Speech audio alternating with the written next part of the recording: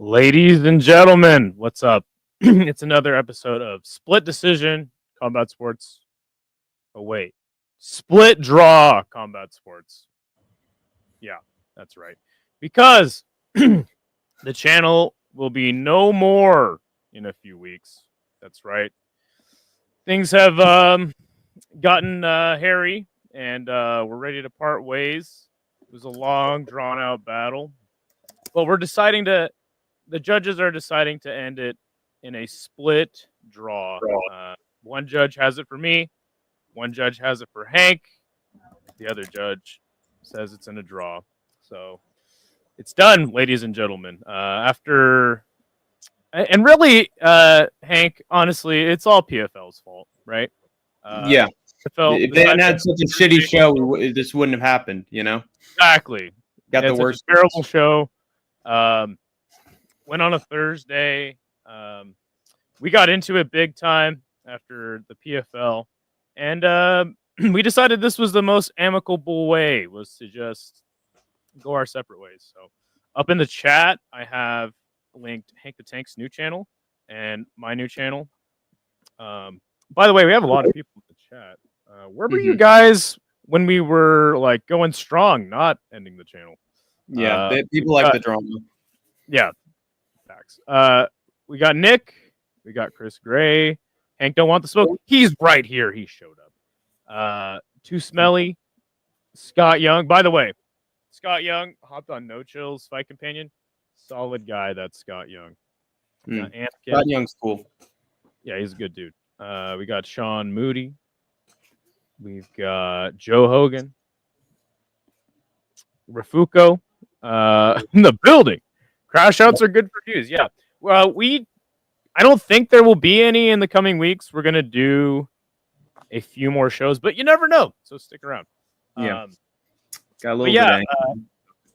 Hank, do you have any thoughts on this parting of ways? I think it was for the best. There's a lot that I have planned for my own channel. Hank's Warzone. I had it just Hank the Tank, but we've evolved it literally short notice, and I think it works better. I'm going to be doing a lot the usual MMA predictions and fight companions, but also probably going to be getting into some wrestling reviews. Gonna watch some movies, maybe review some music, impressions, all the crazy hijinks you are to expect from Hank the Tank, and hopefully more. I view this as an opportunity to expand on what I already have here and keep moving forward, in my opinion. And as long as we can end this thing amicably, I think it was probably the right decision that we both made together. Okay, let's not have the narrative. One person was forcing the other into this. Let's keep with the idea that we both wanted to part ways. It's a split. We got the lightning bolt here. Okay. It was falling apart at the seams. It was ripping away. So we tried our best to stop it. We couldn't do it. Physical rift. So it's inevitable, and it was for the best. So don't think ill of either of us, guys. Just subscribe to our channels and enjoy some good stuff from both of us. Yeah. So it sounds like Hank's channel will be the regular Hank stuff you're used to. Nothing different. Just maybe a little more. Yeah.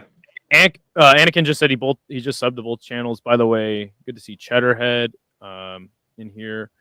Oh wait, no, I just thought you guys were getting back together. Yeah, no. Civil divorce, who gets the kid? So we discussed that. Hank the Tank will take full custody of Kobe Wiggle and Andrew B, and I'll just be a deadbeat piece of shit dad that pays child support. So. And no, that's not true. Idaho gets Cartman, and honestly, that's a fate worse than death. In my opinion. So there you go. I got the better end of the trade. All right. If you have any more questions on things, feel free to ask in the chat. But we got business to take care of. We got just a few more weeks of this show, and we're going to go out making picks just like we started. Hank, you want to tell us about your regional locks and underdogs for the weekend, and maybe not so regional? Sure. I got some. First of all, I'm picking this guy, Mishkevich, to win against Levan Makashvili. I was considering picking, the usual dominant Russian who beats the crap out of the Brazilian, but I just thought, Mishkovich is, he's been winning a bunch of decisions.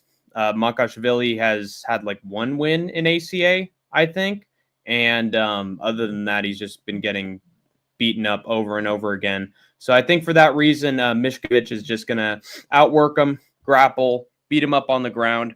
I don't think I'm gonna trust locks that get knockouts ever again, because like they're the ones who usually end up getting knocked out. So I'm gonna rely on the boring motherfucker to take the other guy down and win a dominant decision. Then we have my underdog, which is Artyom Damkovsky taking on Alexei Makhno. Makhno lost recently by decision, but it was to I think it was like a 20. No, it was like a 50. He beat a 15-10 guy by finish, and then a 25-10 guy beat him. And it seems like Damkovsky has literally the exact same record as the guy who beat him. So he's got the lucky number 25. He's going to win. He's solid at, again, grinding out a decision, whereas Makhno sort of relies on getting the finish, and then when it goes to a decision, it usually doesn't go his way. So for that reason, I'm taking Artyom, and that's my lock and underdog for the lovely and just wonderful ACA 185. And then we have, I believe, LFA after that. Read this comment from Dirty Hippo. He says, I'll be with Idaho during the week, and Hank will have me on the weekends as per the judge's orders. Yes, that is what the judge ordered. And Xenu, I've never seen him on our show once before, but he is in NoChill's good to see you, Xenu. Circus of a Discord. He says, what's up, 617 rats? Fucking gangsters. Yeah. But yeah, Xenu's been around for my fight companions. He's a good guy. Oh, cool. Cool. And PFL, I'm going through those picks. This is week 2 of the PFL's annual tournament, and actually a tournament that I'm sort of looking forward to because it's one fight, one elimination, so it's instead of just getting points and the totals keep you in the mix, it's like you either win or go home. And I actually sort of prefer that format since a lot of the guys who are getting knockouts and winning were in the mix anyway. And the ones that were losing or losing decisions or winning close decisions didn't make it to the tournament anyway. So it's sort of a failed format, in my opinion. So it's better that it has one fight, win or go home kind of format, in my estimation. But we have Jenna Bishop. She is going to be my underdog for this card. Kana Watanabe, she's a solid Japanese grappler, but she got beat up by Liz Carmouche, who just took her down and just armbarred her and completely dominated. And say what you will about Jenna Bishop, I think she gave Dakota Desheva her toughest fight, honestly. Like, Santos really didn't do anything to her. Jenna Bishop was able to get Dakota down to the ground and sort of look for a submission hold. And I feel like if she can do that to the PFL strawweight tournament champion, I think she's going to do that. Flyweight champion, I think she's going to do that to Kana Watanabe as well. I think she's going to get her down and maybe even find a sub, but I'm going to go with decision, the safer route. But I like Jenna Bishop. She's always been underrated. And speaking of Tyler Santos, I'm picking her as the lock to win the main event of this one because Juliana Velasquez lost to Liz Carmouche 3 times in a row for no good reason. And Tyler Santos almost made her way to the top, got beaten by Dakota Desheva, who's just a phenom. But that's no loss to her. There, no respect lost for her. I think Tyler Santos basically beats every other woman in the PFL aside from Dakota Desheva. So this should be an easy. Or if she gets the takedown, she's the taller fighter. She's got it.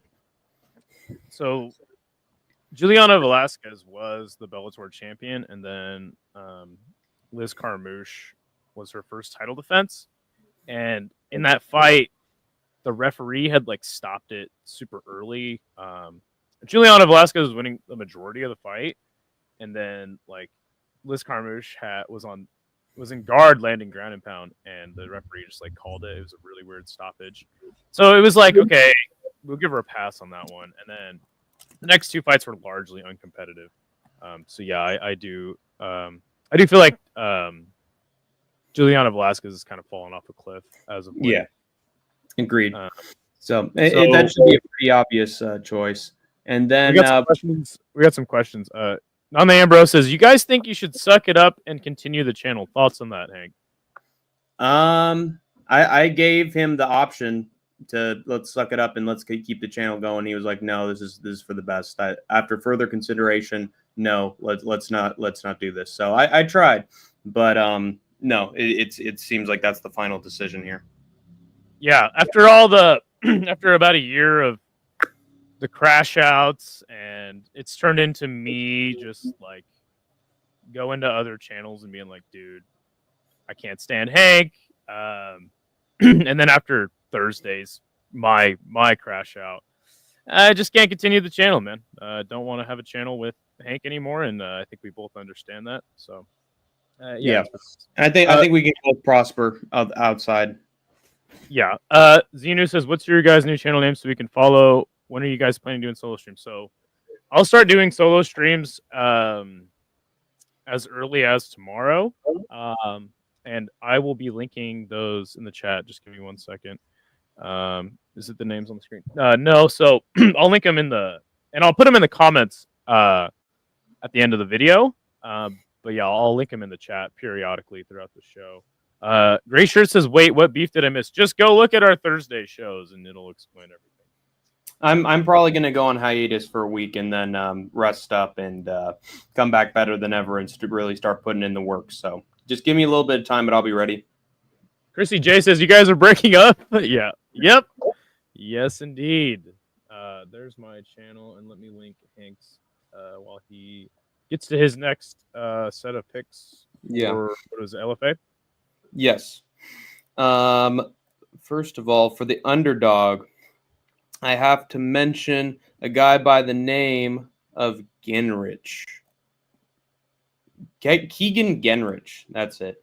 And the reason I'm picking him here against Jean-Paul Lebosnoyani is because he got a few knockouts in LFA, went to a decision in his last fight, but he seems like the kind of fighter who keeps it on the feet and doesn't have much of a wrestling game. Whereas Genrich lost to the current LFA welterweight champion, Richie Lewis, who was the #1 contender and destroyed Genrich. But outside of that, he had a fight on the regional scene recently, and he won it. And outside of that, he's sort of had a spotless record. Like, I don't blame you for getting smashed up by a fucking Hulk-like fighter. I don't. So I think Jean-Paul Lebosnoyani is all right on the feet, but he's just sort of like an LFA fighter, whereas you need to be sort of a crazy phenom to take down Keegan Genrich because he will outpoint you and win the fight. So give me Keegan to get a decision here. Also, I do want to mention I would probably recommend fading Joey Hart on this card because I feel like Joey, I don't know, man. He had a lot of potential before. He knocked out Sugar Free Scott. We were all like, wow, this guy's pretty solid. Goes to Contender Series, gets beat by Benjamin Buttons, and then comes back to LFA and gets completely knocked out by a bum he was supposed to beat. So he's completely lost the plot, and he got very lucky on his way to the top. Just $40 Czar. I'm not sure what currency that is. Subscribe to both. Good luck, boys. Thank you, Xenu. Appreciate that. Mm-hmm. And then, of course, how can I not have this guy as a lock? It is the great Alvin Goozy Hines. I got him to win by round 2 knockout here against Billy Ray Valdez. Let's go, Goozy. Yes, going with Goozy. Dude's just a finisher, tough SOB. Billy Ray Valdez got beaten by Steve Asplund, and if that can happen, then he can get beat by Goozy. Minnesota boys, Minnesota heavyweight boys for life. And yeah, Hines is just tough as nails, and seems to me like once he gets the fight to the ground, he's just unstoppable. So I think he's gonna knock out Billy Ray Valdez just with hammer fists over and over again after he gets him down to the ground, like usual. Yeah. Let's see. We got a question from Too Smelly. He asks, "Will you guys do collaborations occasionally?" I don't know. Maybe. I would say most likely. For me, it's like a 99% not. Yeah. So. Oh well. And what other comments do we have? Oh, this is a hilarious one. Hey, Hank. I think you meant Hank. Hank the Snake versus Idaho Snakesman. So we're both snakes then? Yeah, there you go. I think that the quote was talentless worm from Hank to me. But yeah, Snakesman works just fine. DJ Agent's parents found out all his Liam Payne posters holes in it. They sent him One Direction boot camp, but it was just middle of the outback desert to live with the koalas forever. Disgusting, man. I told him, he asked who gets custody of DJ Aiden. I said he goes up for adoption. So. Damn. I think he's already adopted. I haven't seen his parents around. He might be a foster kid. Big Gang says gonna miss the duo. Too Smelly says sorry for the questions. Hey, no worries. We're trying to keep we're gonna do a few more shows and then we're gonna end it, but we just wanted to give everybody enough time to understand why the channel will not be around anymore. Chrissy keeps asking why are we ending the channel, and she says, "Well, you are fine now. This is an amicable agreement we both came to. I don't think either one of us really want to do this show today, but it's the most professional option. Would you agree, Hank?" I agree. It's the best route to take. It's best 100%. For both of us. Idaho, you should keep Tank on as an apprentice, and he'll learn what the real world is like. Yeah, not happening. Not happening. I don't know. Anyway, one smelly finger after the breakup. Yes, 100%. Wait, what? Yeah, the news is breaking to people. Hosier Daddy just subscribed. We're gonna link our other channels in the chat because this channel will be no more after a few weeks. So thanks for subbing. But yes, the channel is ending. All right, and that's pretty much it from my locks and underdogs. If there's anything else you want to add for the weekend. Yeah, we're gonna quickly discuss the main event of Drawn Boots Ennis versus Amontes Stanionis, I believe his name is. Yes, that is it. Yep, that's the big boxing cards.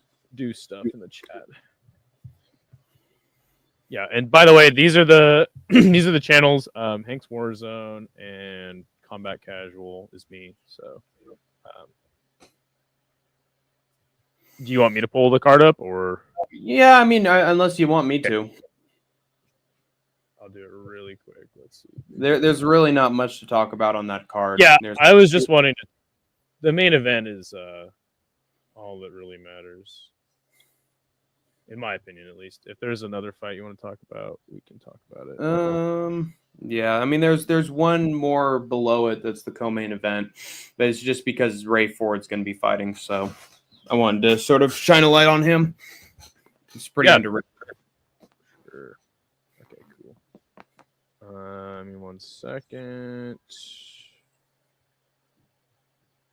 People keep asking why we're breaking up. I mean, do you have an answer for them? Outside of my answer of go watch our last stream? Yeah, it's just a matter of we do well with Tuesday streams, we do well with interviews, and everything else is just chaos.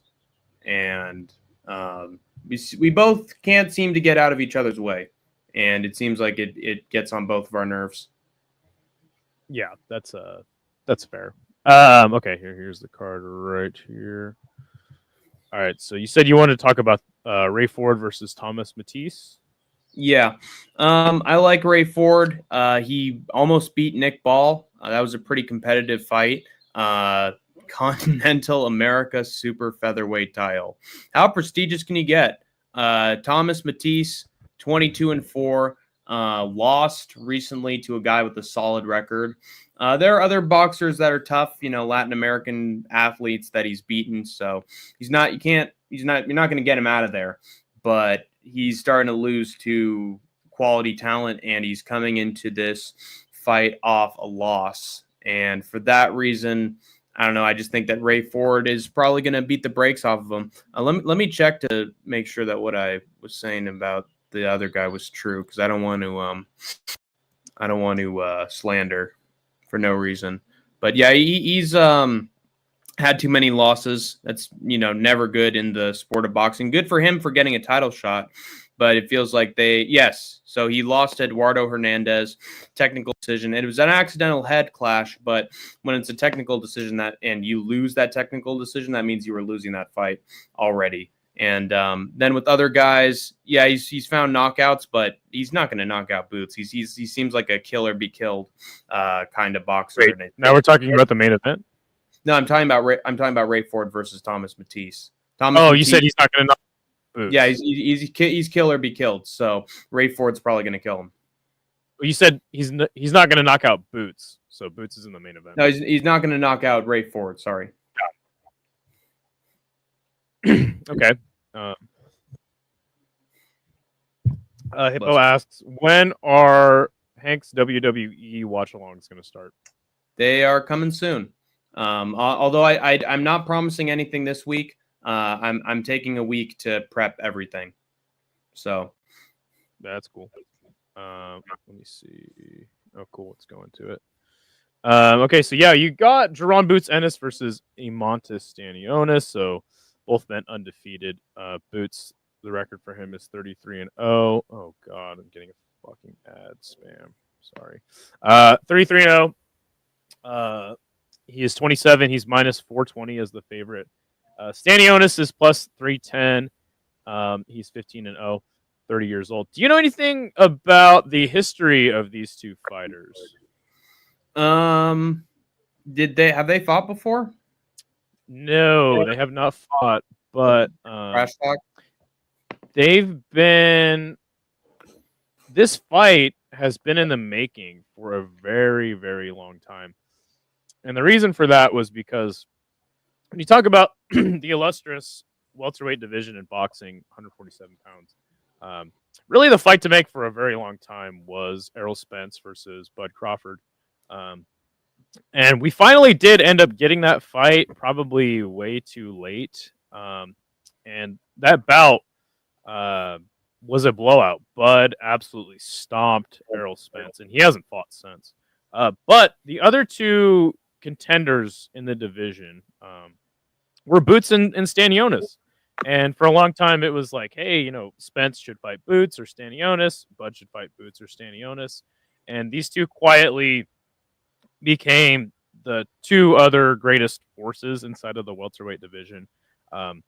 Both winning the silver belt, the interim belt, and defending the silver belt, interim belt, while Boots and Bud was being made for however many years. So both of these guys, it's a lot like Boots versus Spence, except for no hype behind it, because it's really Stanionis' fault, let's be honest, because if we kind of just take a look at his record, he's going to decision with Maestre Butayev, who is another pretty good contender inside of the division. He went to split decision with Luis Colazo, ended in an accidental headbutt. Thomas Delorme was a big name in welterweight, but again, decision. His last knockout was 4 years ago. So, Boots knocking out Castillo Clayton, going to that decision with this dude, Karen Chukadzian. A lot of people soured on him after that fight because that guy kind of just ran. Romain Villa, he got a knockout, and Avanesian, a former Bud Crawford victim, he knocked out. But what is interesting, though, is Boots in his last fight had a rematch with Karen Chukadzian in a fight in which a lot of people actually thought he lost. Wasn't great. So this is kind of like Boots can't get a fight with. For years, he couldn't get a fight with Spence or Bud, and he's still seemingly chasing Bud. But this is like the next best thing. We can see why they didn't give it to him, though. Sure. Yeah. I mean, I think Boots is the truth. But it depends on how he conquers Stanionis. And for my opinion, Stanionis is a guy undefeated. Very good boxer, not the most entertaining boxer, but I do have Boots to at least win for sure, but not get a knockout. I think he's going to get a decision. And I think your thoughts on it will be proven correct in that, like, hey, this is why he hasn't gotten the Crawford fight. I got Boots for by decision as well, so yeah, gonna be good. Well, there you go. All right. we can get into the UFC picks now. You have any thoughts on this card before we get into the picks while I stall and get everything pulled up? Might be the most stacked card from the UFC this year we've seen since 311, in my opinion. It looks pretty damn good. There are a lot of close matchups, which makes picking fights sort of an annoying task. But horrible card? I don't know about that. What? Dude. Chandler versus Patty. Oh, maybe he meant 311 was a horrible card. 314 will deliver. Okay, he thought 311 was horrible. I'm not saying stacked in terms of how the card actually went. I'm saying stacked in terms of, man, these are a lot of fun fights on here. Yeah. Chris Gray says he is so hyped for Volk to take Diego Lopez down under, but I am worried he will get chinned. Yeah, we'll discuss that. Yeah, but I do agree. This is a very stacked card. I'm actually very excited. I wish I could be in Miami for this one, but I am not paying $400 to sit in the nosebleeds, unfortunately. So go suck one, UFC. All right. Our first fight is Nora Cornell versus Haley Cowan at women's bantamweight. I mean, really the best division in the UFC. Can that even be argued? Nora is 8-2. 4-1 in her last 5, minus 190 as the favorite. But she is from France, so you might want to consider maybe not picking her. Hey. She's 35 years old. Haley Cowan is 7-3. She is 3-2 in her last 5, plus 160 as the underdog from Waco, Texas. Some bad things happened there. She's 33. So Nora last lost a decision to Cavalcante by split. Before that, on a pretty good run in the UFC, 2-0, beating Jocelyn Edwards, who's not great, but kind of a vet of the division. Haley Cowan last lost a decision to Jamie Lynn Horth almost 2 years ago, and then got into the Contender Series off the split. So you know what I'm doing. I'm picking Nora Cornell, the French woman, to get it done by decision. I don't like people getting in the Contender Series off split. Jamie Lynn Horth is a decent fighter, so I don't think there's any shame in losing a UD. But in my opinion, Nora Cornell has done better work in the UFC. She went to a split decision with Jacqueline Cavalcante, which I remember that fight kind of sparingly. It's a little blurry right now. But I think that it should have been a UD for Cavalcante, but it tells me she was able to hang with Cavalcante, who I rate very highly in the weight class. So that's going to be my take. Yeah, I'm not going to go with Haley Cohen's nickname and hail her, all hail Haley, because she honestly doesn't deserve it. She came into the UFC off of a split, which is never good unless your name is that of the woman who completely knocked out Eunice Duban. It wasn't Shannon Clark, it was someone else. I forget, but basically, if as long as you're not that one woman, then coming into the UFC off of a split decision is not usually good for your chances on the main roster. I wonder why. Meanwhile, Nora Cornell is a French fighter who's actually found some finishes before Melissa Mullins knocks her out, which is actually pretty impressive. Jocelyn Edwards she beats. That's a great name to beat. Went from UAE Warriors right into the UFC and got a win against a big name, which tells you that she actually has some talent in her. And against Jacqueline Cavalcante, I honestly don't know if she was worthy of getting a split, but the fact that she did and she stayed in there with Jacqueline and put her on the mat in some moments told me that she has the skills to pay the bills. And unfortunately, I don't think Haley has that skill. I think she's going to go broke. So give me Nora Cornell. It's going to be a wonder if she doesn't get a finish here. Honestly, I could easily see it happen, but I think she's going to find a decision. But because she's just one of those small, like I'm small, I'm tough, I'm durable, and then I got power in my fists, and that's usually a pretty good combination against lesser talent. So give me Nora Cornell. Hope she doesn't surrender. So the next fight will be Trayshawn Gore versus Marco Tulio. It's taking place at middleweight. Trayshawn Gore is 5-2 in the UFC. He is 3-2 in his last 5. He is plus 280 as the underdog. Marco Tulio, 13-1, 5 undefeated in his last 5, only 1 loss ever in his career. 30 years old. He is minus 355 as the favorite. That's a big favorite. So Trayshawn Gore, obviously, he won the Ultimate. No, he fought Brian Battle in the finale of the Ultimate Fighter, right? 3 years ago. Yes, lost by decision. Then he gets into the UFC, gets knocked out by Cody Brundage, and terrible look. It was at that point that I was like, dude, this Trayshawn Gore guy has a sick name, like fantastic name, right? Trayshawn Gore, Brian Battle, what a sick fight. Yeah, but I felt that Trayshawn Gore didn't have like the fighter's mentality, that killer instinct. To talk about that sometimes, but he's looked decent, subbing Josh Fremd, and then getting rid of the Pleasure Man and Tricoli by that's not the Pleasure Man. Cow is the Pleasure Man. Got it. Okay, thank you. He's broccoli. All right, so we've seen that he's got some ground game, and I think oh man, he's 30. I thought he was younger. Yeah, I think the smart pick here would be to go with Tulio. I'm gonna pick him by round 2 KO, but I don't know. Tulio has looked really impressive so far. Obviously, having his first shot in the Contender Series ending in a decision. But then, going on a string of knockouts since then. But he knocked out Ihor Poteria, of all people, in his last fight. What are we supposed to really... Yeah, what are we supposed to really do with that? I'll pick Tulio to continue his string of knockouts, but I don't think that Trayshawn Gore is the worst underdog on the card, personally. What about you? Yeah, I think Trayshawn's going to bring the gore here, but the only gore is going to be like on his face and on other parts of him when Marco Tulio beats the crap out of him. Tulio's going to be making some gore here. I think Marco Tulio's pretty impressive. He beat Poteria. It was the first round that he knocked him out, so that's what you're supposed to do against Ihor Poteria. So he passed that test. And even though, it's not that impressive a win, he did what he needed to do. And then against Duclos, has an amazing spinning back kick into punches, and he was already looking good in that fight.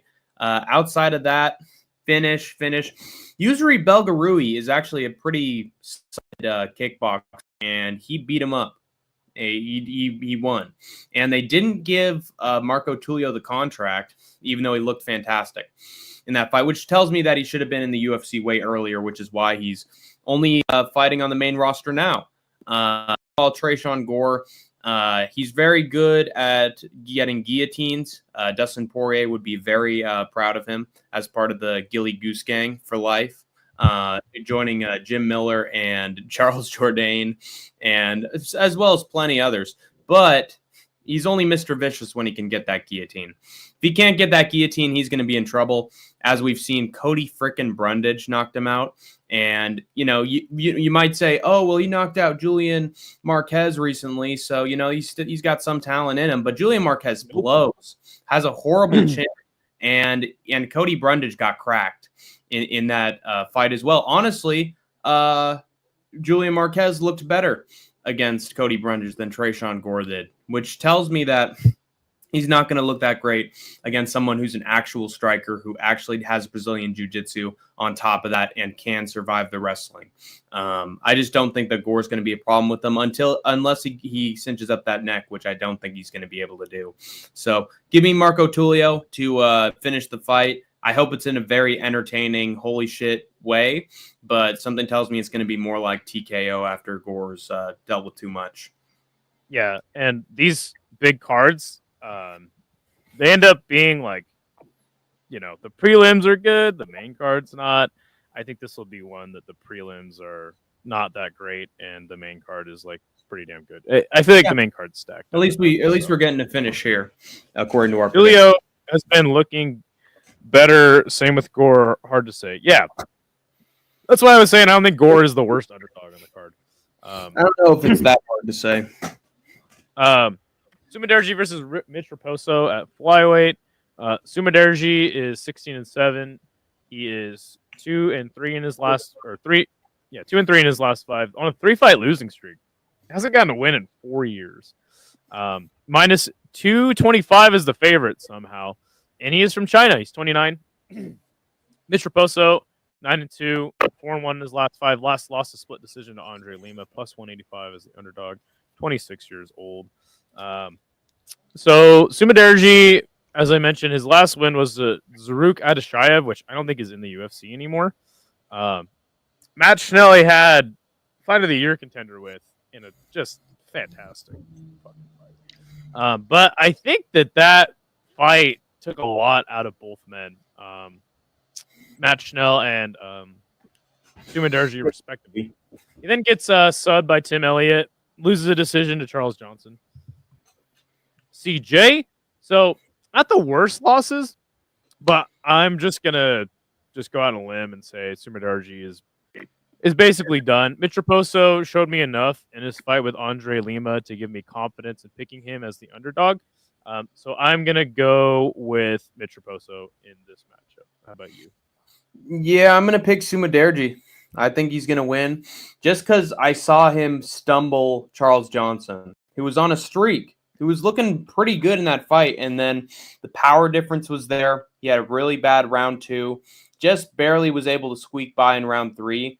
And then Mitch Raposo, he stepped up on short notice against Andre Lima, and you might think, man, it's impressive that he took him to the limit with that fight. But honestly, Andre Lima didn't look good at all in that performance, in my opinion. He was just spamming leg kicks over and over again. Didn't even try with punches on the feet. Yeah, what would happen if he'd have stung him up with elbows? Was that fight with Andre Lima was enough for you to fade him in his next one, right? Yeah, it was. Yeah, because he was reliant on takedowns, and it worked. It worked out for him. I picked Andre Lima to win in his most recent fight, but the fight before that, yes, I did fade him because of that performance. And I feel with Sumaderji, he's just sort of Andre Lima ramped up to 11, in that he can hit you, he can beat you up on the feet, and he can take you down. But there's just an explosiveness to it that I don't think Mitch Raposo has. I think he wants to scrap. This actually is a pretty solid stylistic matchup for him in terms of someone who also wants to brawl. But the thing is, Andre Lima didn't brawl with him. He didn't. So I think he would have even been beaten up even more on the feet if Andre Lima really tried and was well prepared for that fight. Sumaderji will be well prepared for this fight, and if you can wobble and almost knock down Charles Johnson, I think you're going to knock down this kid, Mitch Raposo. That's my opinion. What's up, Isha? Good to see you. He says he was in one of the best wins of all time. I think he means fights. Sumaderji, yeah, that fight was fucking awesome. Also, by the way, Mitch Raposo 26, Sumaderji 29.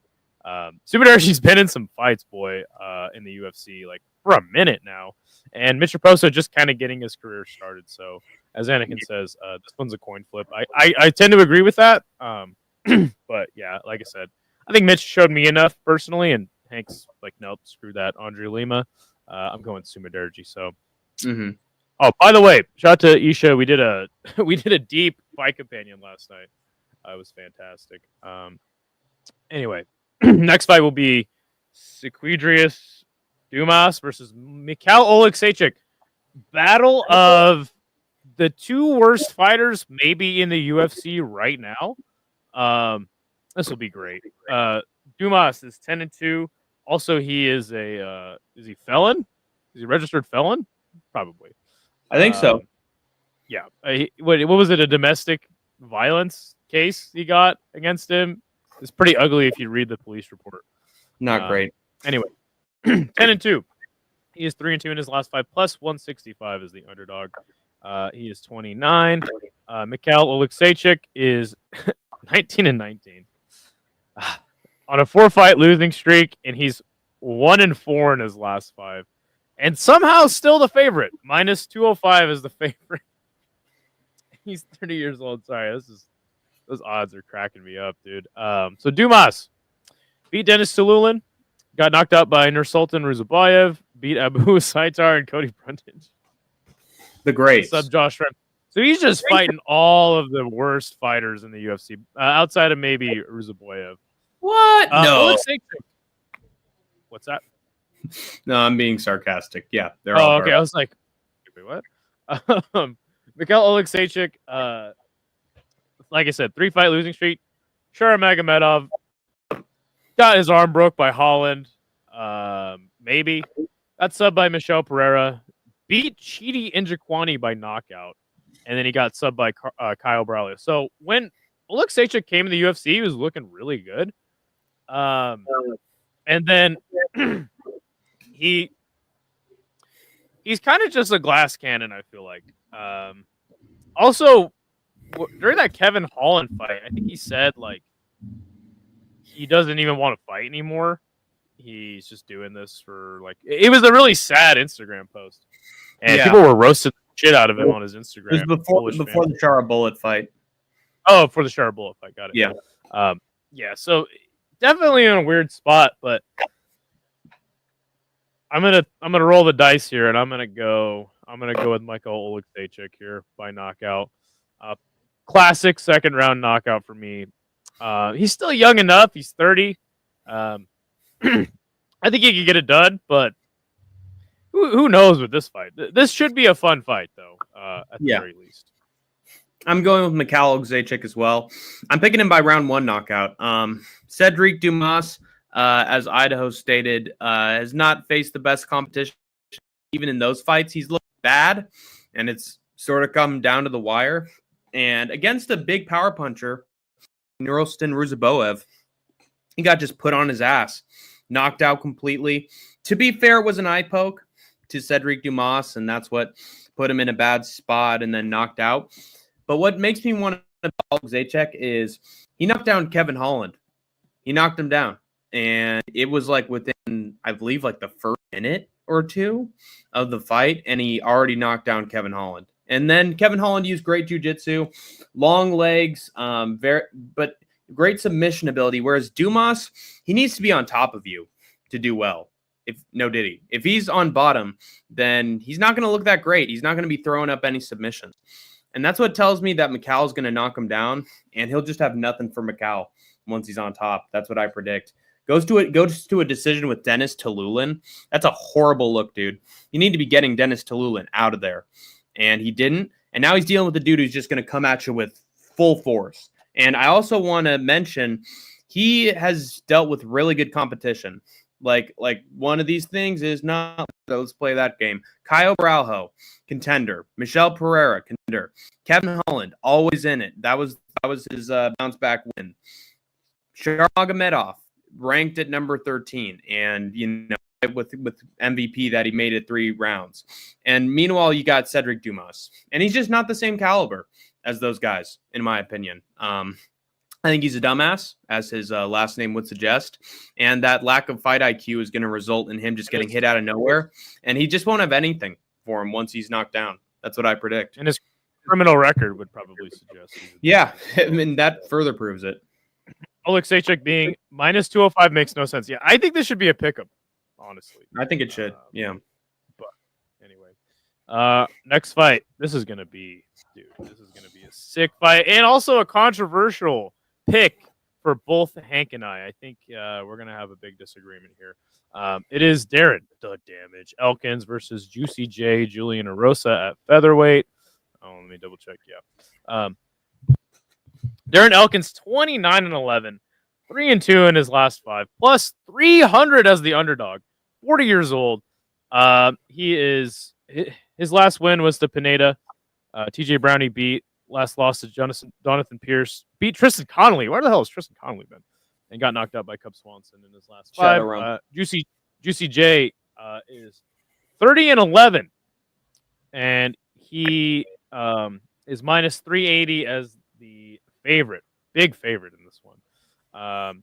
He's 35. So Julian Erosa last beat C-Rod.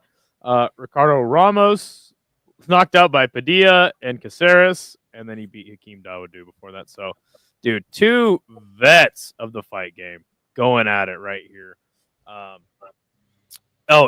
Anakin says Elkins is always in a war. Facts. Yep. And Julian Erosa is always a fun fighter too. He's either, at least in his last 4, he's been get the finish or get knocked out. So, 2 vets in the fight game. Doesn't Darren look so good without a tattoo on his chest in that profile picture? kind of a gnarly tattoo too. Especially after he's been in a fight, you just see the damage written across his chest. You're like this. Yeah. Guy. So I think Julian Erosa has much better stand-up than Darren Elkins, and I also think that he has a better submission game. But the thing about Darren Elkins is he out-Elkins all of his opponents. What do I mean by that?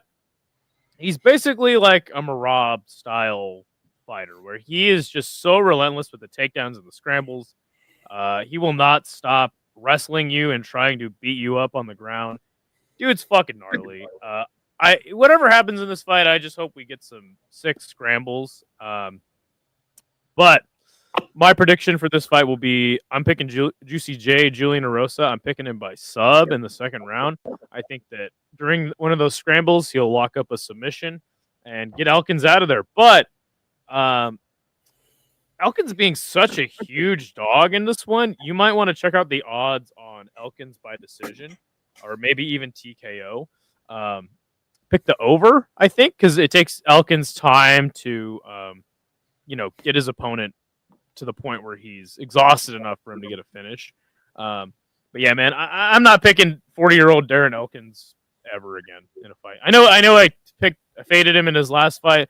That was against another 40-year-old. So yeah, man, I can't pick Elkins anymore. What about you, Hank? I already know who you're picking. No, you don't. Picking what? Erosa. Wow. Yep. Okay. I'm going with Juicy J. I'm picking him by decision. I think he's better on the feet than Darren Elkins. I was considering going your way and picking him by submission, but I just saw Darren Elkins in those guillotine chokes and those rear naked chokes of what was his name? Daniel Pineda, I think was his last opponent. And yeah, I just I don't think he gets subbed. I think Darren's got a hell of a neck. He's a genetic fucking freak. He's just a freak in general. And I think, but as this fight goes on, I think Elkins is just going to look slower on the feet. Even if he gets Julian Erosa down, he'll have the guillotine choke at his disposal because C-Rod got Julian down and he latched up the sub. He can do the same thing with Elkins, but I think he can use that in order to get back to his feet. I think he can keep it standing with Darren Elkins, and I think just outstrike him. And Elkins is a hell of a freaking neck. Dude cannot get subbed to save his life. He the only time he's gotten subbed before this was against Charles Oliveira. So that's a hell of a name to get subbed by. But Julian Erosa, I don't think is Charles Oliveira. He's close, with the patented submission. But I just think he's mostly going to keep this on the feet, and I think he's going to beat up Elkins. So give me a Erosa decision. Wow. I did not expect you to be picking Juicy J. You're still going to be rooting for Elkins, though, right? Oh, of course. Are you kidding me? Yeah, 100%. It'll be the. I've you've seen this over the last couple cards. I've picked against fighters who I really like. I have with Steve Ursa again with GM3, and I was right both times. So sometimes you just can't go with your heart. Yeah. There you go. Our next fight. Oh, and by the way, what's up, Tress? I plugged our new channels in the comments. Go check those out. This channel will be no more in a few weeks. G Smelly says he's always exhausted when I finish. Yeah, aren't we all? Yeah. I wish my beard looked like yours, but it doesn't grow. Yeah. I've heard of people recently getting a derma roller. Apparently that helps. I don't know. Anyway, our next fight is Chase Hooper versus Jim Miller at lightweight. Chase Hooper 15-3-1 on a 4-fight win streak. He is minus 700 as the favorite, 25 years old. Jim Miller, this fucking guy, 38-18. This guy, dude, he's had so many damn fights. 3-2 in his last 5, plus 500 as the dog. He is 41 years old. So Chase Hooper last sub Clay Guida, beat Vyacheslav Borishev by sub, but he did hurt him on the feet first. Beat Leave It, Nick Fiore, who I don't think is in the UFC anymore. Jim Miller last subbed Damon Jackson 4 months ago. Lost to Bobby Green. Beat Benitez. Jesse Butler was a newcomer. He knocked him out viciously and lost the decision to Hernandez. So, this is another classic, like, old guard versus new guard fight, just like Chase Hooper's last fight. But I think it's time to stop fading Chase Hooper in any context, really. I faded him against Vyacheslav Borshev, and to see him outstrike Vyacheslav Borshev and then sub him was super impressive. Against Clay Guida, I still wasn't completely sold, and I understand that beating Clay Guida at this point is not, the most impressive thing. Just the fashion in which he did it, though, I'm like, all right, dude, that's what you're supposed to do to Clay Guida if you're an up-and-coming contender. So I got to pick Chase Hooper here. I got to pick him to get it done by decision because I still do have some confidence that Jim Miller will go the distance with him.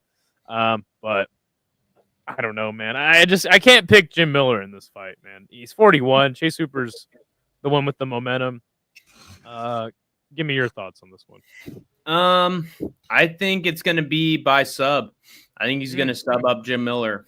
Actually, was Charles? No. Was Charles all the last one to submit Jim Miller? I think Darren's been subbed before. I can't remember who. I know Jim Miller got beaten up by Oliveira badly. That was bad. Chase Hooper, very bad, very bad. Chase Dream Hooper is doing just that.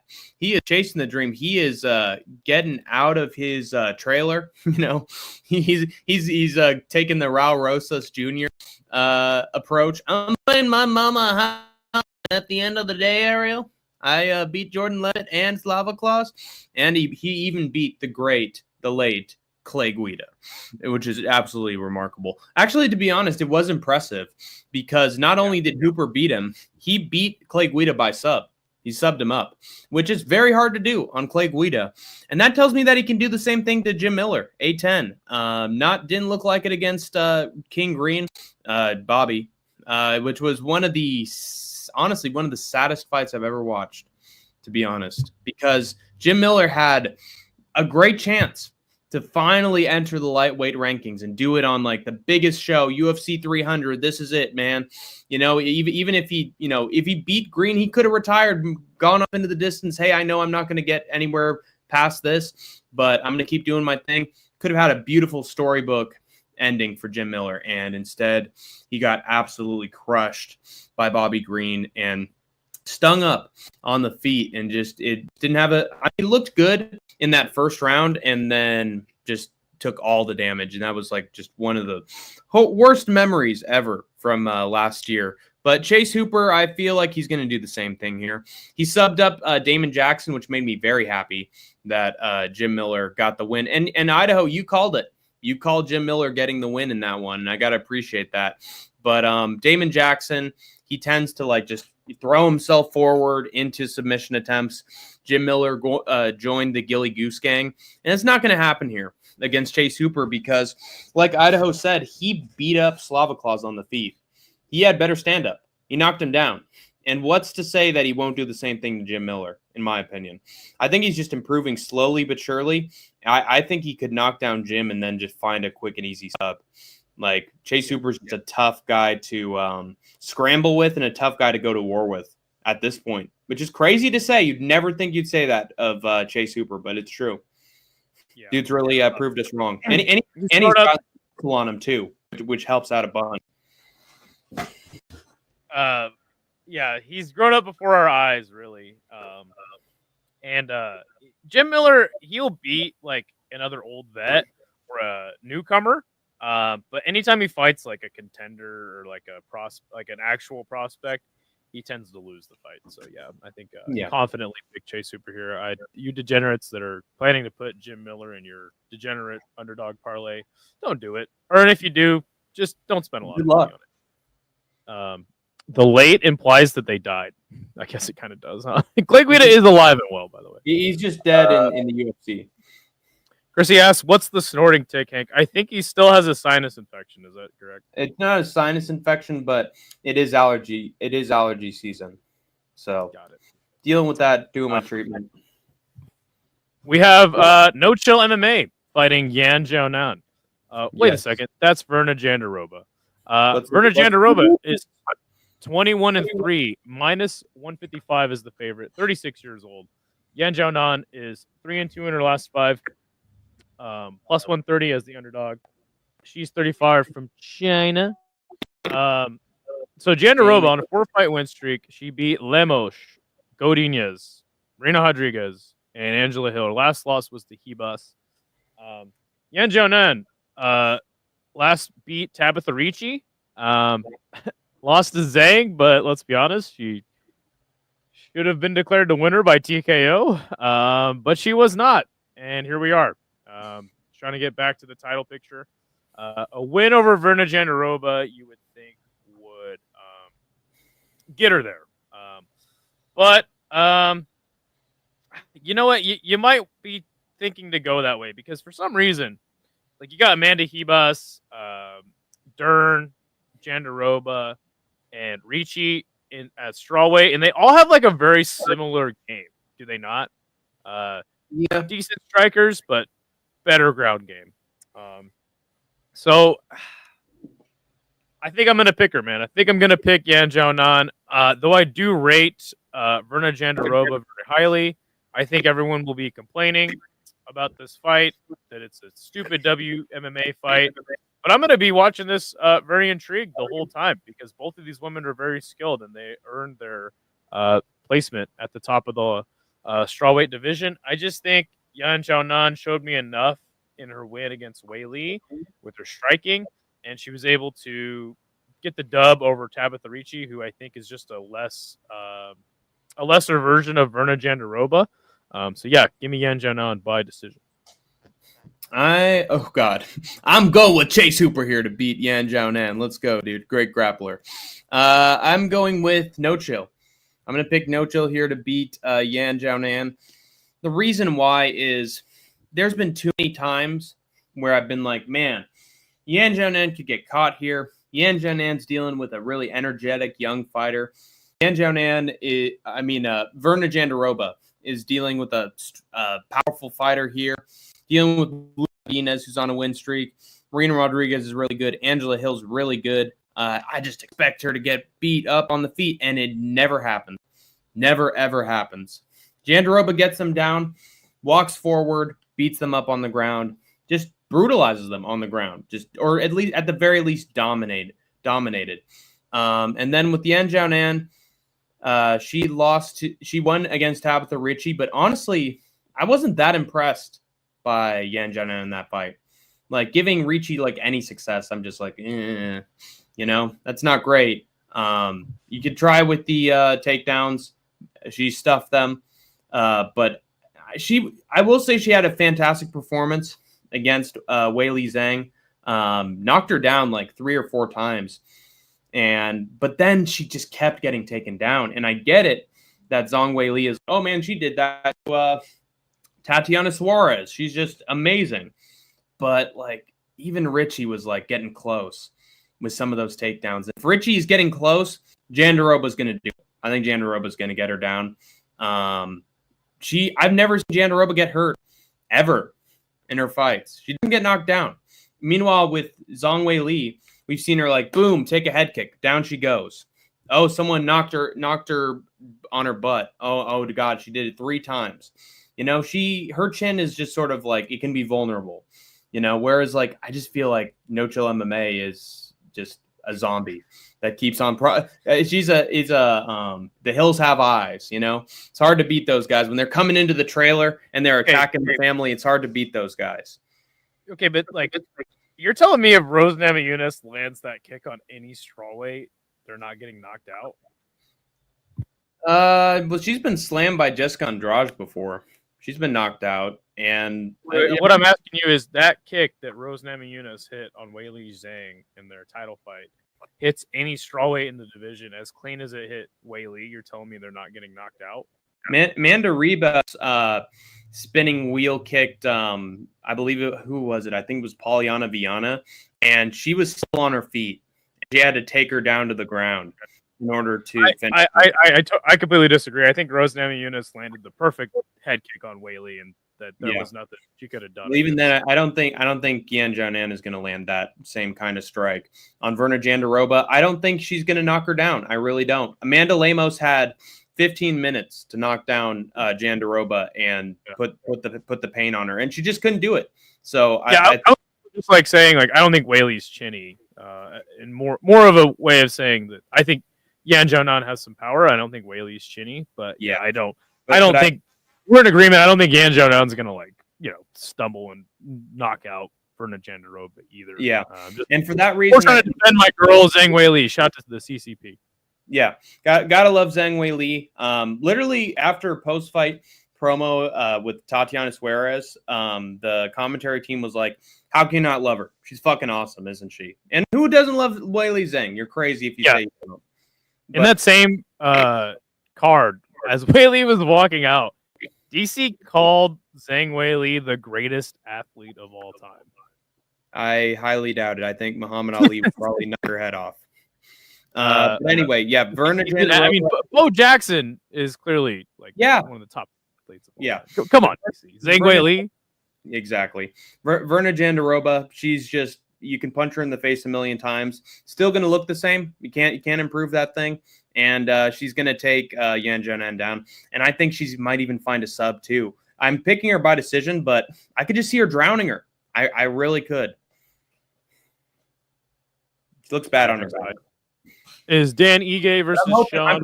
I'm praying for your pick, Idaho. I am.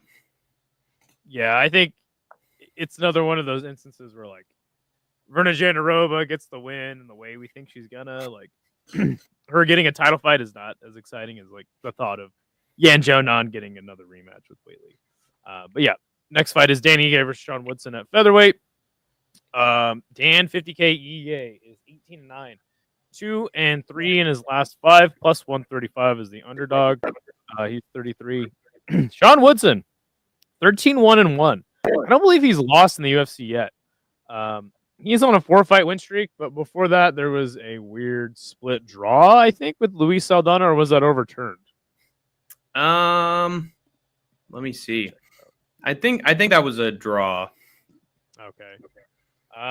They may be overturned. Maybe, who knows? Minus 165 as the slight favorite. He is 32 from St. Louis. But really, the story of this fight is going to be 5'7" Dan Ige versus 6'2" Sean Woodson. And as much as I love Dan Ige, and I would love to see him get the W, it's not going to happen here. I think Sean Woodson's going to continue his kickboxing match, his distance striking ways in the UFC, and Dan Ige is going to be another victim of that. I don't have I don't have Woodson by knockout. I have him by decision. But you know what, man? I'm hoping that Dan Ige can catch Sean Woodson at some point, and that'd be way better. I have a bunch of people hopping in the chat. Yo, white boys need a brother on the panel. No, we're good. Thank you, though. Bodak, cool. Thanks, Bodak. I don't give a fuck if the decision is rigged. Yes. Fantastic quote from Hank the Tank. Good to see Black Betty as well. He lost to Erosa. Oh, okay. Thank you, Anakin. Thank you. So, yeah, Sean Woodson's only loss in his career really is to Julian Erosa. WMC says, sweet to see you guys back together. Yeah, so we're not officially back together. We're going to end the channel, and we're just doing a few more shows. So I'll be dropping the links to our new channels in the chat. But yes, the channel is going to be going away here in the next couple weeks, maybe even shorter than that. So, what is your prediction for this fight? I got Ige by round 1 KO. I think Ige finds it. Holy shit! Sean Woodson got hurt by Fernanda Padilla. Didn't look good against Alex Caceres, and I thought he honestly lost that decision against Caceres. So, not great. Charles Jourdain goes to a decision with Jourdain. I don't really like that at all. Split with whoever the hell Saldana is. Like, he's the bisexual fighter that was coached by James Krause.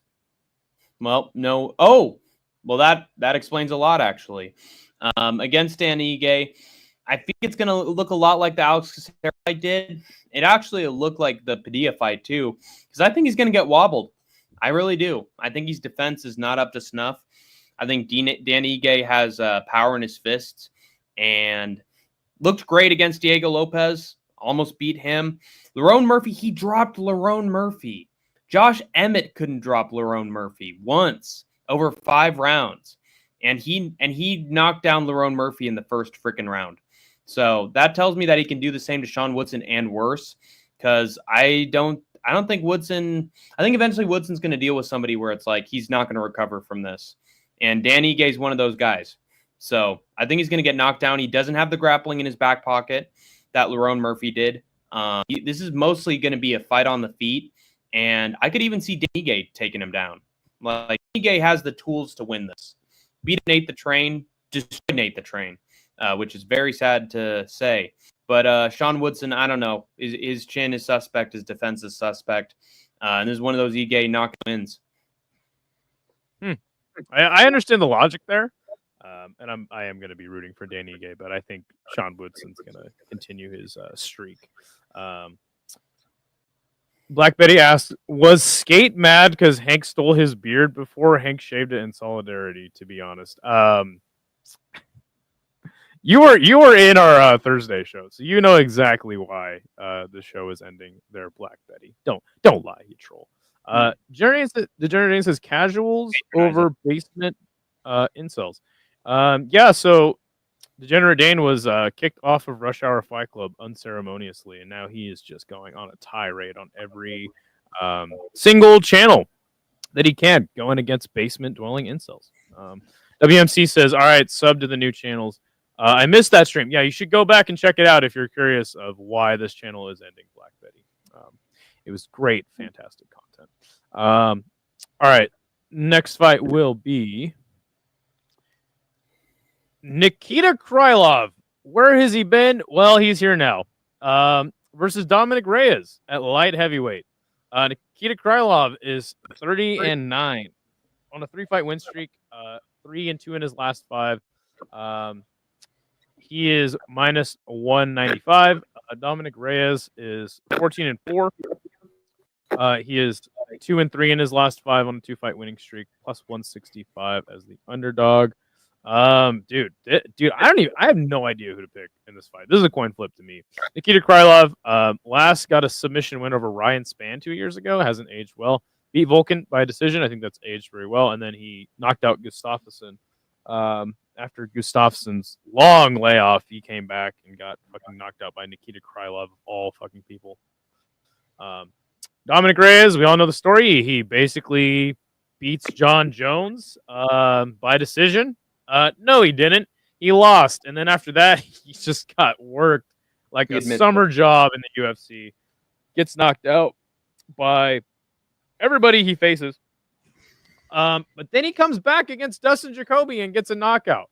And then he knocks out Anthony Smith. So really, this is striker versus grappler, in my opinion. And for that reason, I gotta go with Dominic Reyes. Maybe. I don't know. Dude, I don't know. Holy crap. I think Nikita Krylov, again, this is a toss-up. So I think Dominic Reyes will be able to resist the takedowns of Nikita Krylov and just beat him up on the feet. Give me Dominic Reyes to be on a 3-fight win streak in the year 2025. Be insane. I'd love to see it. What about you? Would love to see it, but I can't go with it. I'm going with Krylov by round 1 sub. Dominic Reyes, he had a great comeback win against Jacoby. Was getting pressured and tagged up in that fight, though, before he did find the counter shot. Against Anthony Smith, I honestly wasn't impressed. I wasn't impressed that much. Like, he got hit a few times by Anthony Smith. And in today's day and age, you don't get hit by Anthony Smith unless you're bad. He was getting stung up. Did take him down. Took down Smith, and that's what finished things for him. But if that fight stayed on the feet, I could have honestly seen Smith winning a decision. And with Krylov, I think his stand-up game is underrated. Destroyed Alexander Gustafsson. Volkan Ozdemir, he beats him on the feet, which is crazy. And then Ryan Spann, he has a back and forth fully on the ground that results in a submission on the part of Krylov. That was a great one-round fight, by the way. It was awesome. Would recommend you guys rewatch the one. But yeah, I think Krylov's a dark horse in this division. I honestly do. I think he's tall, lanky, has submission ability, and on the feet, he can keep it competitive with anybody, in my opinion. Against Dominic Reyes, I just feel like he's going to sting up Reyes. I think he's been given two guys who... Now, Dustin Jacoby did knock out, Vitor Petrino, I think it was. Yeah, knocked him out, third round, crazy moment. But he has a glass cannon. Had a long kickboxing career. That guy's a glass cannon, and it makes sense that he got stung up by Reyes' vintage moves. But Krylov is someone who really, let me look at his losses. Paul Craig subs Ankalaev beats him, who's now the champion. In that, he's looked really good. I don't think Reyes can sub him up. I don't think they're going to go back and forth where it's like, oh, Reyes could catch him on the ground. This isn't going to be on the feet. Krylov's just taller, lankier. I think it's going to be unfair for Reyes. If Ryan Spann can knock you out, I think Krylov can as well. So Krylov is shorter than Dominic Reyes and has a similar reach. Huh. Interesting. Regardless, I think that the grappling is going to be there for Krylov, and I think he's going to hurt Reyes at some point. And then once he gets him down, he's going to sub him up.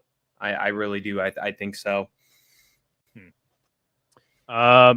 That John Jones fight broke him. I thought it was a draw. I was a fan of Reyes before John Jones. Wouldn't that make you more of a fan of him? It all went downhill for him after that. I'm going to miss this channel. Why is the channel ending? Crashed out on Hank on Thursday. I had enough, so we're done. It's over. Yep. Krylov's old Tapology profile is hilarious. He's obese and has the nickname Al Capone.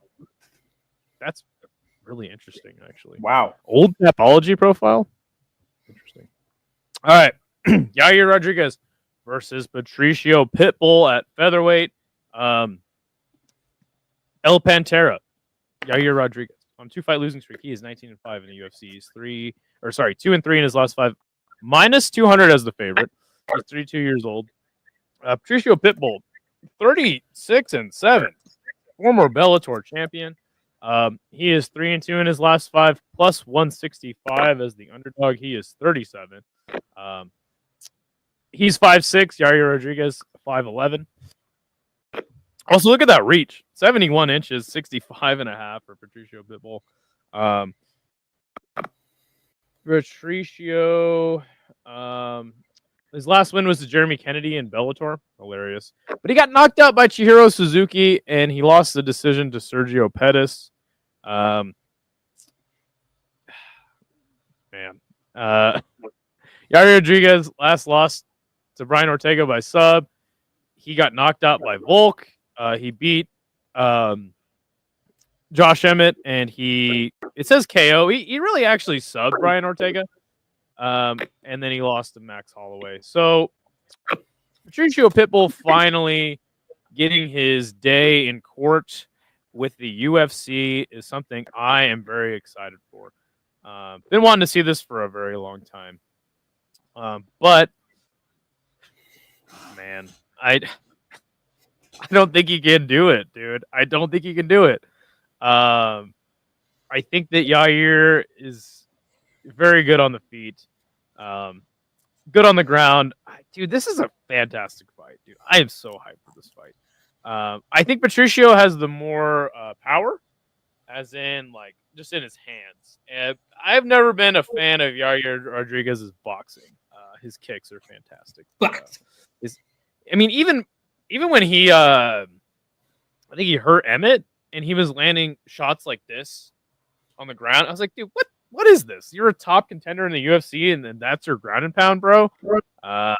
Anyway, I think Yair Rodriguez is gonna win this one by decision. I don't think he's gonna finish Pitbull, but trust me, I was half tempted to pick Patricio by knockout. Also, the fact that Yair Rodriguez has been fighting good competition in the last 3 years. But before that, I don't know if his competition was the best. Don't forget the UFC actually kicked him off the roster for refusing to fight Zabit Magomed Sharapov as well. So yeah, I don't know, man. I'm not sold on Yair. Go ahead. Go ahead. Better accept the fight when he comes back, Yair. He's coming back? Yeah, I've been seeing a training footage of him. Like, it was before April's Fool's Day. It was after April's Fool's Day, showing up in different people's training camps. And it's like, good to see you, Zabit. Thanks for training with us. And he's like kicking pads and doing all sorts of kickboxing. I've seen him training ever since he retired, though. So I don't think it's anything new. But anyway, his best friend posted on Instagram. Yeah, he'll be coming back soon. There you go. So, yeah, man. If Patricio loses this fight, I don't know what he's gonna do. Like, do you think he'll retire, or do you think he'll keep fighting in the UFC? I think that Darren Owen is knocking on his door. He's making phone calls. He's begging. Darren Owen. GFL. Yeah, he's gonna give him a ring. That's my opinion. But I'm going with Pitbull. I'm picking Pitbull. Yes. I just think Rodriguez's competition has not been the best. He beat Brian Ortega. That was a shoulder injury after he got taken down to the ground. But if he hadn't have latched up that sub, I don't know if he would have lasted that long with Ortega. And as we saw, they had the rematch. And what happened? He beat up Brian Ortega. Oh, man, he's looking like a mess. And then Yair Rodriguez just sort of gasses out a little bit, falls down, gets subbed. To be fair, it was in Mexico, but at the same time, I could easily, like, every single fight that Yair Rodriguez has had, the last 3 fights, no, last 4, maybe even last 5. No, that was on the feet. The last 4, dude's been taken down over and over again. And I think Pitbull has that in his back pocket, in my opinion. If he needs to get this to the ground, I think he will. It's not hard to take down Yair Rodriguez. I also don't think that Pitbull will get subbed up. Let me look at his last couple wins. Yeah, he had a full 3 rounds with Sergio Pettis and get subbed. Suzuki knocks out. Sergio Pettis is like a boxer, though. Yeah, but I've seen him get involved in the scrambles against, I think, who was AJ McKee? Well, actually, AJ McKee, he actually choked Pitbull out. Who was the? I think it was Patchy Mix. It was Patchy Mix that Sergio Pettis lost to. But I mean, the point I'm trying to make is that Kleber Koike. Oh shit, that guy in Bellator, and he didn't get subbed up by Kleber Koike, who is, by the way, the Ryzen bantamweight champion. He actually fought Chihiro Suzuki, who got beat by Kleber Koike, and he got beaten by knockout. But dude, freaking Chihiro Suzuki has unbelievable amount of power. He does. One or 2 punches and you're out. In my opinion, he beat Dopbeck at the last Ryzen show, so Suzuki's no slouch at all. He's also I think he's the deep kick.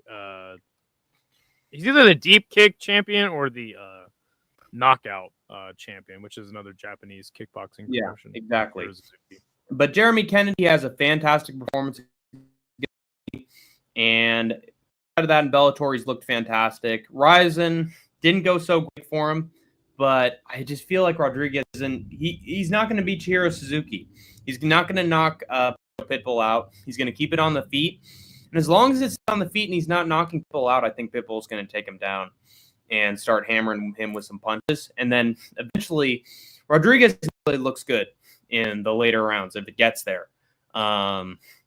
He, was looking like he was going to lose against Korean Zombie before that reverse elbow on him.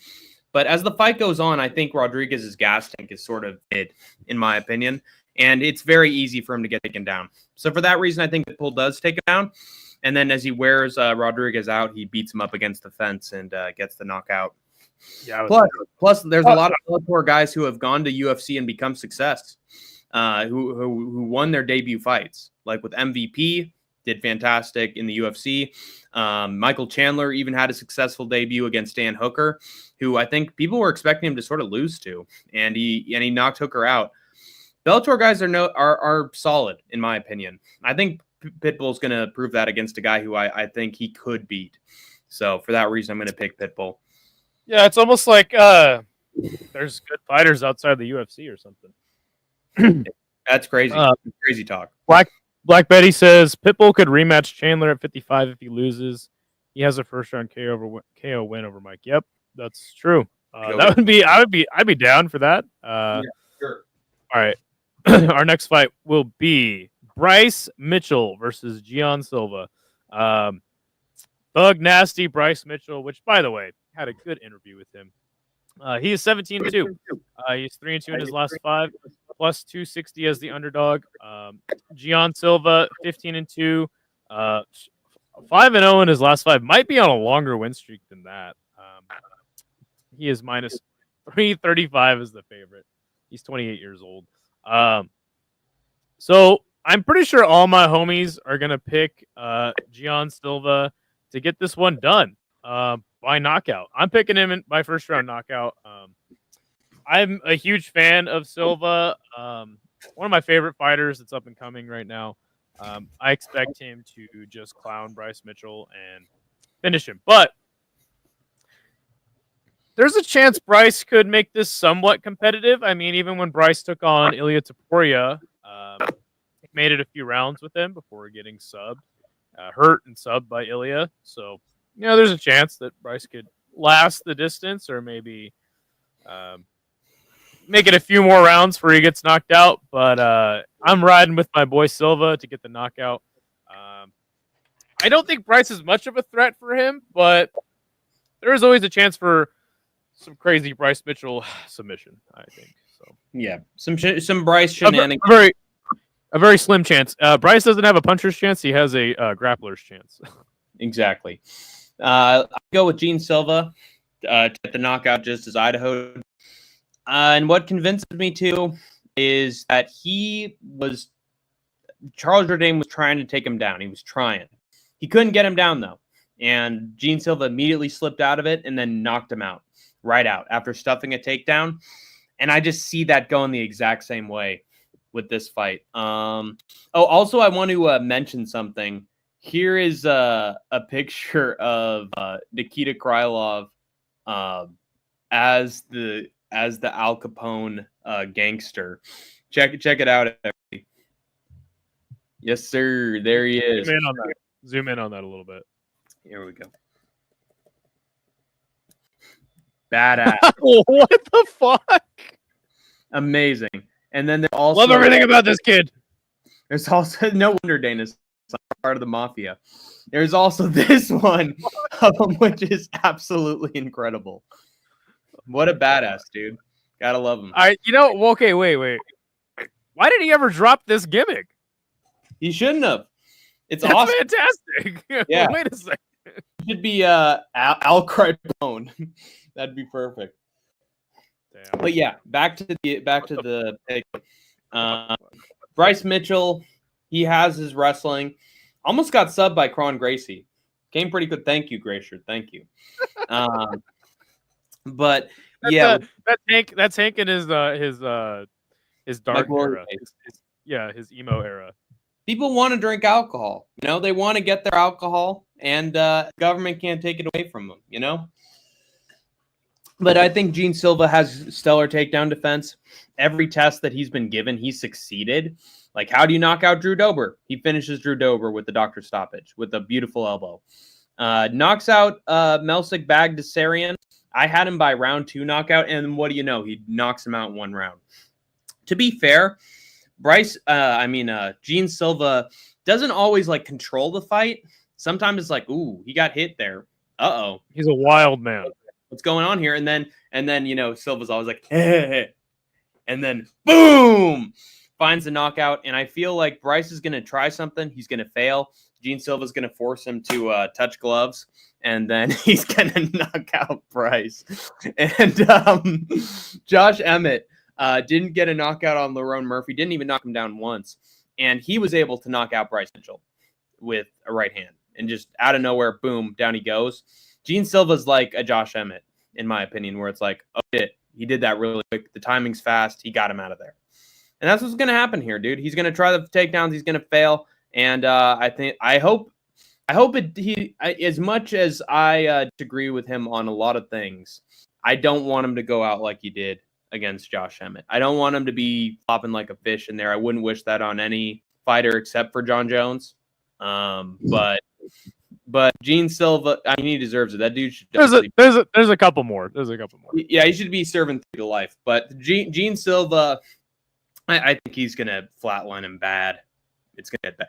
Actually, you know what? Gene Silva really isn't one to flatline his opponents. He's one to be like, oh, he's hurt. He's down on the ground. And his last fight, he was like beating him up. Ref, hello, I'm beating him up. So I think it's gonna be like that. That's what I think is gonna happen. Silva's too good. Too good. By the way, shout out to Black Betty for telling us about Nikita Krylov's old Tapology profile. Bryce can out autism Silva to a comfortable 29-28 victory. I really hope not.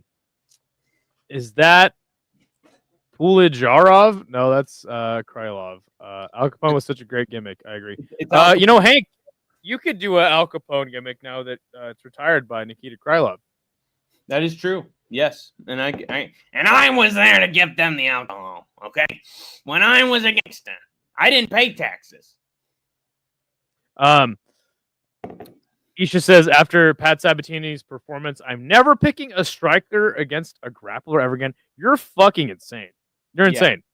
Literally, there's going to be some strikers who get wins on this card. I guarantee it. You're totally insane. John deserves it more than. Oh, Joe Son deserves it more than John Jones. Well, Joe Son is actually in prison right now. I have a tier list of rotten people that deserve to get thrown behind bars and destroyed. So it's not just Joe Son. I always bet on the guy with the worst cauliflower ear. Well, I know who you're picking in this next one. It's present. Michael Chandler versus Patty Pimblett at 155. Michael Chandler, 23-9. He is 1-4 in his last 5. How did we get here? He is plus 135 as the underdog, 38 years old. Patty Pimblett is 22-3.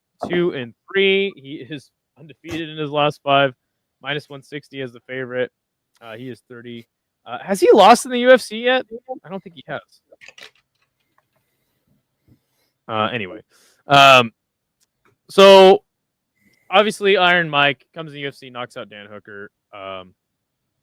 I don't know if he got an immediate title shot, but he loses to Charles Oliveira. He goes to a decision with Justin Gaethje in a fight that was, obviously a fantastic fight, but wasn't even one of Justin Gaethje's best or Michael Chandler's best fights. And I thought Justin Gaethje just kind of whooped his ass the whole time. Tony Ferguson, he lands that beautiful, vicious head kick on front kick to the face. Dustin Poirier, he has a very sloppy striking affair with, and it got super dirty. Loses by rear naked choke for the first time ever in his career, gets subbed. And that was also Dustin Poirier's first ever rear naked choke in his career. He had hurt Dustin early in the fight, but as Dustin said at the end of the fight, he goes, he almost had me there. But if Michael Chandler learned how to throw straight punches, he would have knocked me out. But he can't. He just those crazy winging hooks. And then he fights Charles again, but he gets his ass whooped by him 4 months ago, which doesn't feel like 4 months ago. That was honestly an embarrassing loss for him. But I feel like. Go ahead. Sorry. He had the chance to prove, like, okay, I've improved since the Oliveira fight. You know, I can knock him out. I can still. I've had some improvements in my game. He showed none. Yeah, I never thought that he would be able to show improvements against Charles Oliveira. Like, Charles Oliveira is a terrible stylistic matchup. Wait, didn't you pick Chandler by knockout? Honestly, I can't remember. I think you did. I think that. Well, I got news for you. In this, Patty Pimblett, though, I wasn't impressed with Patty Pimblett for a long time in his career. He arguably lost to Jared Gordon. Tony Ferguson, he goes to decision with a year ago. I don't even remember that. And then the Bobby Green fight is really what turned me on Patty's prospect potential. He hurts Bobby Green and subs it. Best win of his career so far. Best performance of his career so far. He had Tony like for 15 minutes, but couldn't sell him. But really, my Paddy Pimblett hate and angst against him cannot allow me to pick him in this fight. I'm going with my heart here. Wow. Look, the smart pick here is Paddy Pimblett. I'm not going to deny it. But this is a UFC pick show, so we make our picks, and I'm picking Michael Chandler. To knock Paddy Pimblett out. Wait, this is 5 rounds? Yep. Oh no. Ladies and gentlemen, I want to take this moment to apologize. For absolutely nothing, I'm picking Michael Chandler round 2 knockout. If you're going to pick him to get the knockout in round 2, it doesn't change anything. You know? No, it doesn't change anything at all. That's why I apologize for absolutely nothing. Yeah. I'd like to apologize to everyone for absolutely nothing. The double champ does what the fuck he wants. But I'm going with Paddy Pimblett. Paddy Pimblett to win a decision, my brother. Michael Chandler, he just hasn't knocked anybody out. He hasn't knocked anybody out in quite a while. He beat Tony Ferguson, but even Tony Ferguson was stinging him up with shots. He had a nice first round, and then he landed that amazing head kick, and that was that. Dustin Poirier looks good against him, but then gets subbed. Charles Oliveira, and see, this is why I have to pick Paddy. Charles Oliveira pressured him, honestly, like hit him with some shots where he was just running away. You know, he was running, and he didn't even get hurt that much. He was just happened in the first fight. Yeah, exactly. He did the exact same thing again, did improve, and then got taken down. And then got taken down. Yeah, and got his back taken and lost a round. I feel like Paddy Pimblett can just do that over and over and over again. I feel like he can just take Chandler down, pressure him, keep him there, and then just win that round.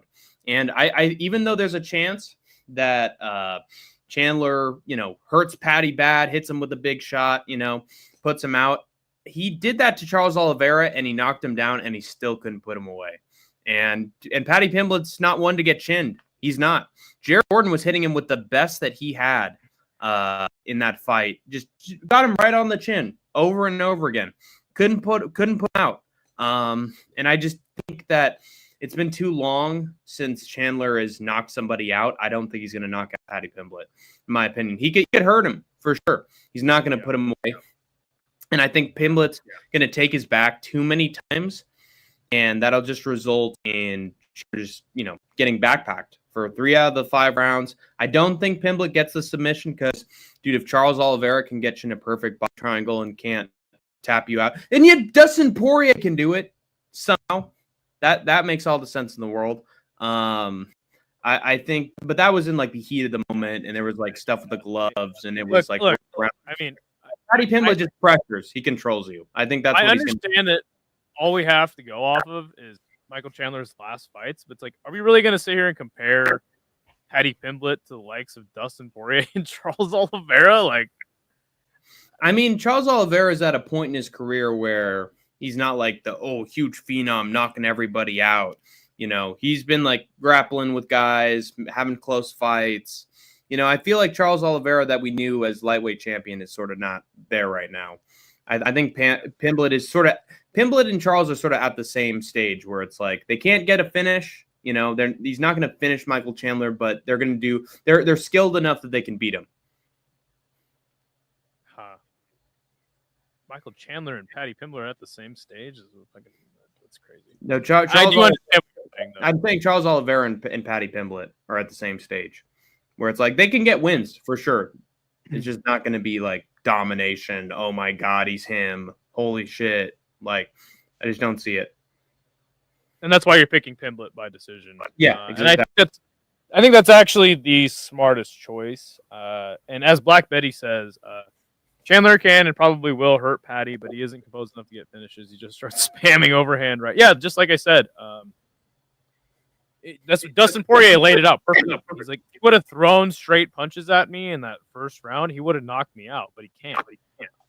Yeah, Paddy Pimblett decision is probably the smartest choice. Yeah. I don't think he's Chandler.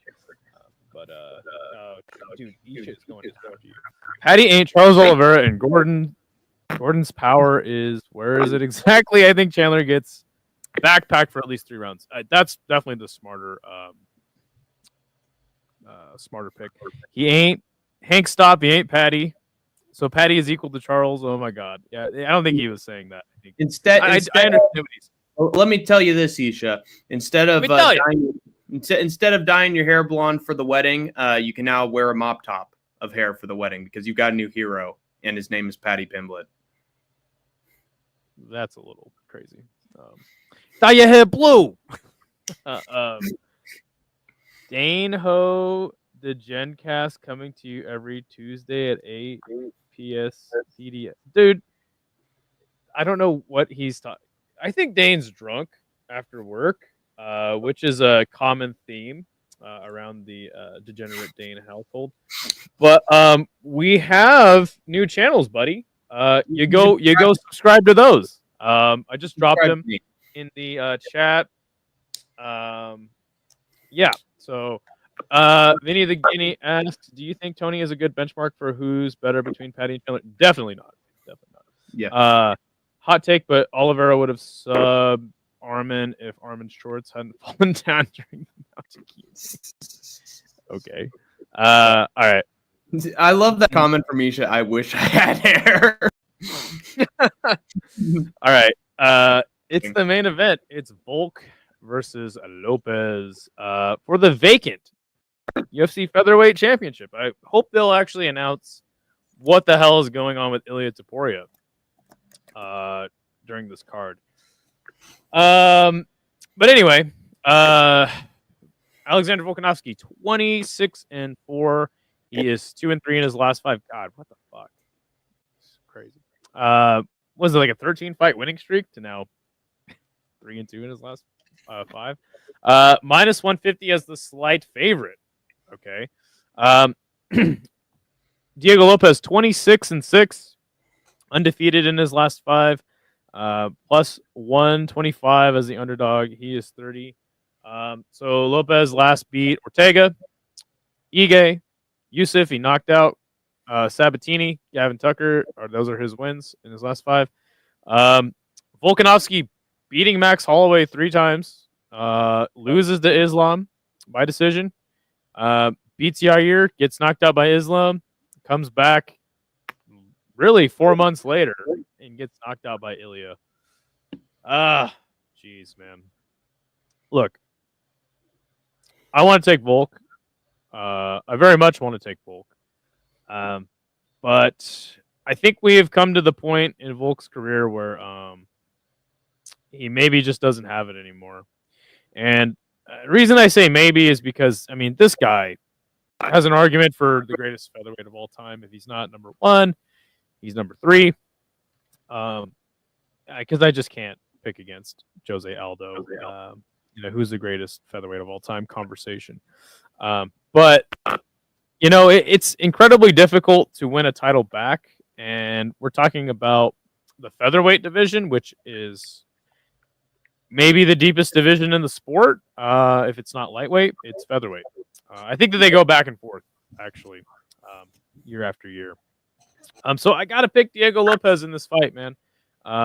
Really not based on much else, but what I'm saying. It's like Volk's been knocked out twice in his last 2 fights. The Ilia fight wasn't even that competitive, really. It was just a matter of time before Ilia caught him, walked him down, and caught him. Lopez undefeated in his last 5. He's shown a lot of good stuff. I don't think he's the finisher that we kind of initially thought he was. But excellent on the feet, even better on the ground. I got to pick Lopez here by decision. So give me Diego to get it done and become the new champion of featherweight. Yeah, I don't think it's going to be by decision for Lopez. I think Lopez is going to win by round 2 knockout. With Volkanovski, his bread and butter here is going to be getting the takedowns. Like, that's probably how he's going to win this fight, because where Lopez doesn't fare the best and where he just sort of loses rounds is on the mat. But he's still, and they're not showing, but he lost to Movsar Evloev, but he put up a hell of a fight with the BJJ on the ground against Movsar Evloev. Even almost got him in some submission attempts. Pat Sabatini stuffs the takedown, knocks him out. Sadiq Youssef knocks him out easy. Dan Ige, he gets taken down and put on the mat, and that looked worse than the Evloev fight. But at the same time, he was preparing for a different opponent. It was on literally a couple hours' notice, dealing with a different frame. I can understand why he'd get taken down a little more in that fight. Volkanovski, he's prepared for. He's prepared for what Volk has to offer. He's not Yair Rodriguez, so he won't get put on his back super easily, in my opinion. And even if he does get taken down by Volk, what's Volk going to do? Lopez, he dealt with Dan Ige, didn't get dropped by him for 3 rounds on 4 hours' notice. And Ige didn't put the hurt on him. Lopez had good enough BJJ that he kept himself safe on the ground. And I think he's going to do the same when Volkanovski gets him down. I really do. I think he might try to latch up sub attempts. He might kick Volk off. I think he's going to survive the rounds. And by that, I mean only 2 rounds. I think Volk's probably going to get Diego down first round. And it's oh God, he's on his back. Uh-oh, this is where Volk comes back. And then round ends. Round 2 starts. Volk is sort of circling around, sort of backing up a little bit.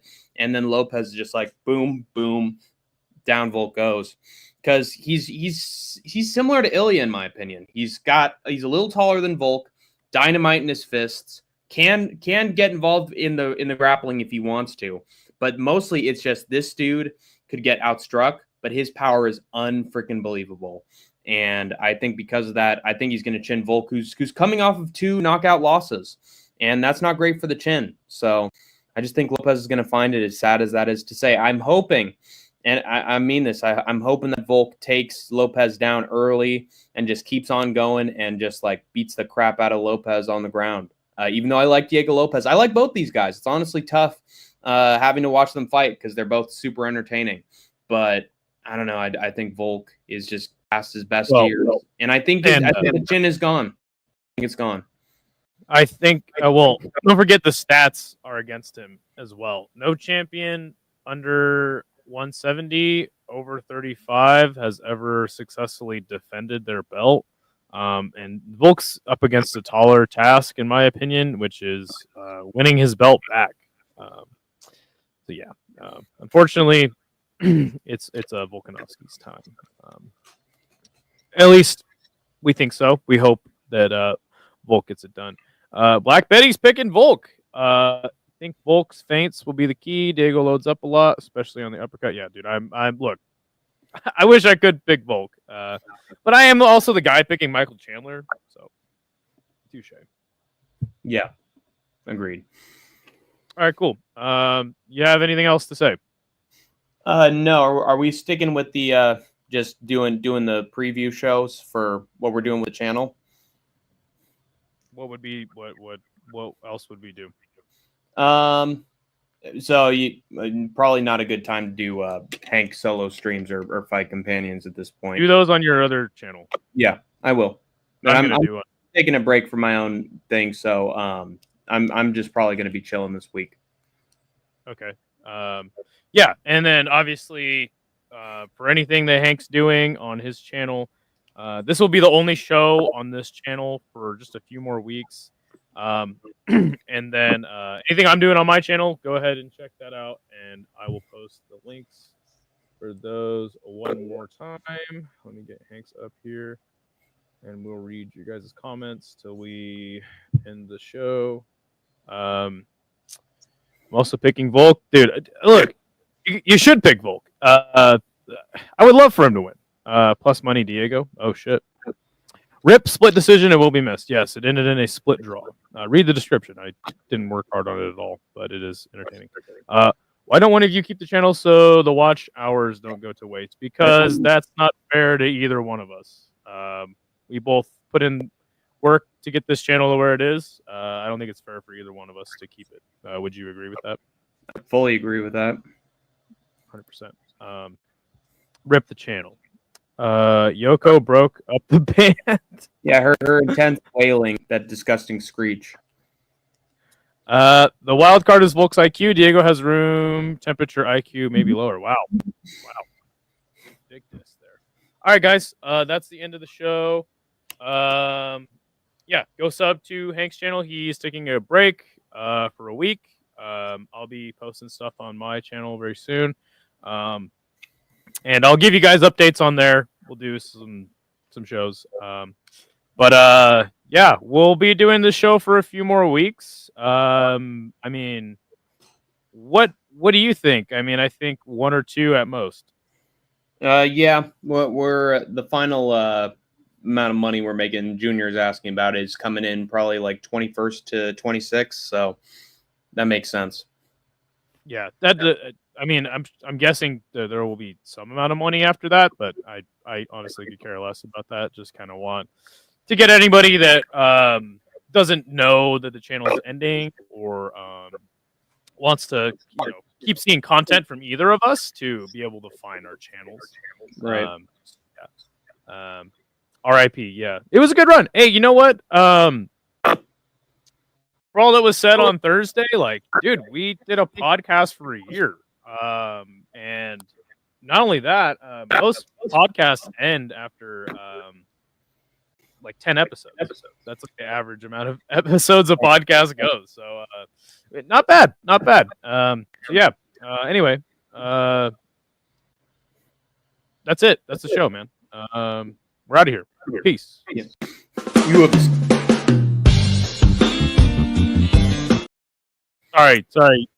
You have escaped the concrete jungle for now. And dump the dumbass and embrace Nikit Al Capone, baby. He's the man, the myth, the legend. And he should keep the gimmick, motherfucker. You know what? That's the best way to go out. Just a picture of Nikita Krylov.